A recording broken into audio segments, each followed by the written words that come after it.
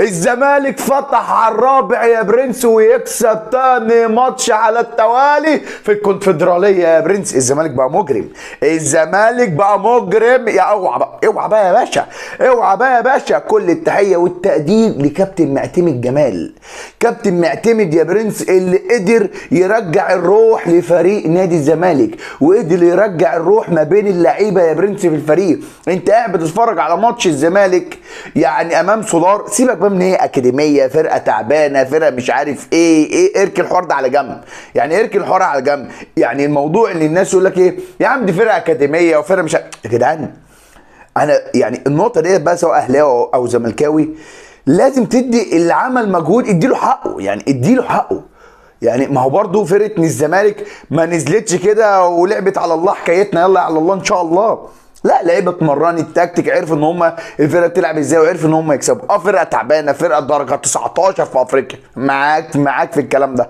ولكن لازم تدي اللعيبه اللي لعبت واجتهدت وقدرت ان هي تكسب الماتش بدري بدري، وقدرت تريح دماغها بدري بدري.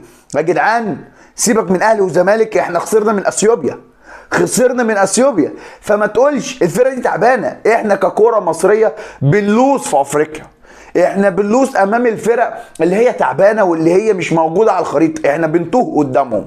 فلما الزمالك يكسب النهارده 4 لتاني ماتش في الكونفدراليه، يا جدعان نادي الزمالك كان كل موسم في دوري المجموعات بيتوه بقى ونجيب الاله الحاسبه ونقعد نحسب ومش عارف ايه وايه، والزمالك على طول كان بيخرج.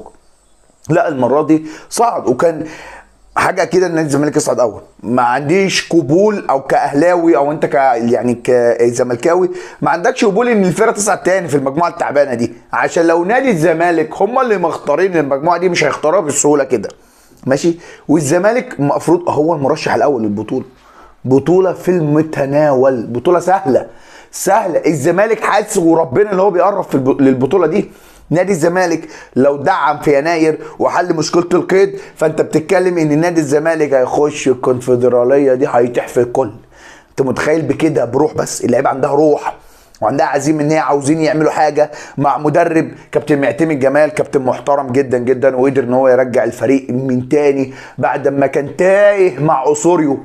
تايه يا شباب. انت ماشي مع اسوريو مش عارف بيعمل ايه ولا بيهبب ايه. قلتها لك قبل كده، اسوريو كان عامل نادي الزمالك معمل تجارب. راجل معتمد جمال واقعي، مدرب واقعي يا باشا. الحته دي عندنا احنا عاوزين نفصلها بدله يا باشا. يعني بقول لك بالمثل، جابوا له حته قال يا باشا احنا عاوزين نفصل الحته دي بدله.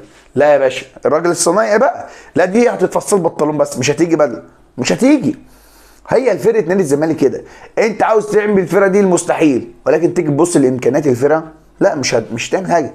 فانت تلعب على قدك. ده اللي كان بيعمله مين؟ كوبر. فاكر كوبر بتاع الفته؟ ده اللي كان بيعمله. فهو حاليا كابتن معتمد جمال واقعي، هي دي اللعيبه الموجوده عنده. فقدر يلعب يا برنس، كل لعيب يلعب في مركزه، كل لعيب يقدر الروح، كل لعيب يعمل اللي هو يعني يقدر يعمله. لو هيطلع 100% يطلع 200%. فهو ده اللي انت بتشوفه. فرقه نادي الزمالك تكسب النهارده 4 سولار لاكاديميه سولار ديت ولا بنزيما ولا اي حاجه. ولكن سيبك من اسم الفرقه وسيبك من هي اكاديميه ولا هي ايه. انا اهم حاجه المكسب. المكسب بيجيب مكسب، المكسب بيجيب مكسب. تاني مكسب على التوالي نادي الزمالك في الكونفدراليه، ومبروك لاخواتي الزملكاويه على المكسب المهم ده. المكسب المهم، المكسب ده مهم. مكسب بيجيب مكسب. هتخش افريقيا تصعد كاول. سيبك ده لازم نادي الزمالك ياخد يعني كل النقاط. والموضوع ان اللعيبه النهارده اشوف شيكابالا يسجل زيزو يصنع له يعني زيزو يسجل شيكابالا يصنع له، فاهم؟ ماشيه كيمياء.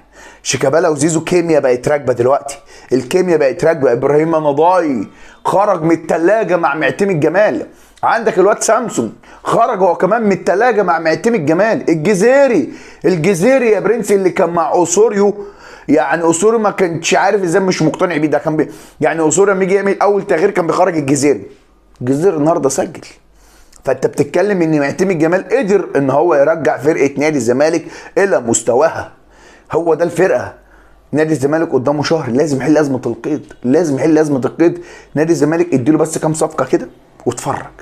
بذمتك انت حاسس بغياب فتوح؟ حاسس بغياب صبحي؟ حاسس بغياب الزناري؟ مش حاسس. هي دي الفرق الكبيره. ليه؟ ان اداره نادي الزمالك لما خدت قرار ان هي تحافظ على الفريق، وان هي تاخد قرار صارم، وان هي تحافظ على اوضه اللبس، ويكون في اوضه اللبس استقرار، ويكون في كلمه واحده من المدير الفني هي اللي تتنفذ، مفيش اي كلام تاني. فهو ده هي دي النتيجه اللي هتوصل لها المكسب. فنادي الزمالك النهارده قدر ان هو يكسب 4-0، وده تاني مكسب على التوالي في البطوله، وباذن الله ان الزمالك يقرب وياخد الكونفدراليه. يا عم مبروك لاخواتي الزملكاويه على المكسب النهارده. ما تنساش اللايك بتاعك يا برنس. سلام.